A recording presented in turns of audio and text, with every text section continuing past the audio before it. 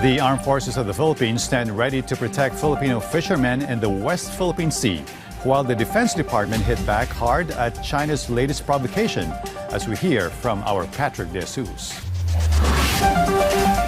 China continues to accuse the Philippines of being responsible for the incidents in the West Philippine Sea, such as the water cannon attack by vessels of the China Coast Guard and the Chinese Maritime Militia last week, which injured 3 Filipino fishermen. According to the Chinese Ministry of National Defense, they will not be affected by what they call Philippine propaganda and the act of playing the victim over what they describe as staged incidents. China further warned that it will continue taking measures it deems appropriate against what it considers infringement and provocation. The Department of National Defense pushed back, insisting that the incident involving Filipino fishermen on December 12 is backed by sufficient evidence from on-site reporting by the Philippine Coast Guard. The spokesperson added that the Philippines is not exaggerating the issue in the West Philippine Sea, as China's actions are clearly aggressive and dangerous.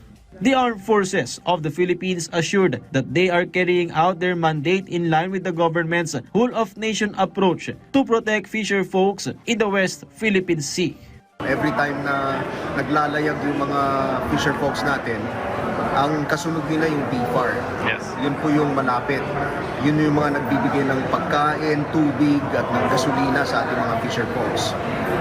Susunod doon yung Coast Guard, yung nakapalibot dyan. But not far behind, not far away, is the Philippine Navy. Nagbabantay po tayo dyan.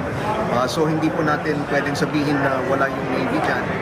But yun nga ang gusto kong i-emphasize, lahat ng mga ahensya na ito ay may kanya-kanyang role. The AFP will also continue its engagements with partner countries, such as the recently conducted 10th Maritime Cooperative Activity of Zambales within the Philippines Exclusive Economic Zone on December 15. Deployed during the exercise was the BRP Miguel Malvar of the Philippine Navy, while the Philippine Air Force utilized 3 Super Tucano aircraft, FA-50 jets, and a so-called search and rescue helicopter. Meanwhile, the USS Robert Smalls sailed under the U.S. Indo-Pacific Command, with its Seahawk helicopter and the P-8 Poseidon aircraft also taking part.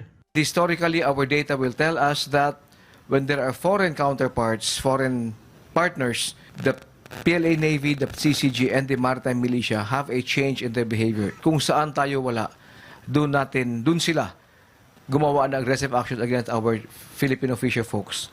However, the Philippine Coast Guard was able to respond immediately and sent 2 Philippine Coast Guard vessels that provide assistance, first aid to our fisher folks. The AFP modernization program is also being prioritized to acquire additional assets that will safeguard the country's territory and sovereignty. We need a stronger AFP to be able to perform our mandate. Not only ships, but the overall posture of the AFP. That will include command and control, cyber, that would include land, air, and sea forces. Patrick De Jesus from the National TV Network for a new and better Philippines.